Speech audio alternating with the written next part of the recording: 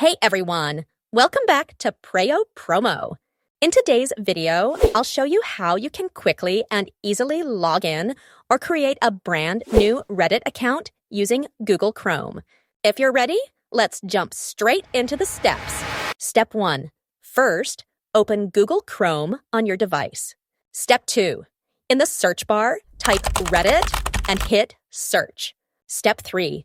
Now tap on the result that says Reddit, the heart of the internet. Step 4. Once the page loads, click on the three-dot menu in the top right corner. Step 5. From here, select Login, Sign Up. Step 6. Choose your login method. I'm selecting Continue with Google. Step 7. Pick your Gmail account and press Continue. Step 8. Now tap Continue again and choose your gender when it appears. Step 9. Finally, select a few interests so Reddit can personalize your feed, and then tap Continue. And just like that, your Reddit account is created and ready to use.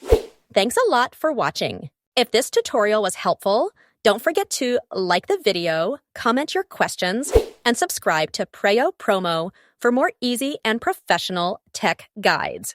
I'll see you in the next video.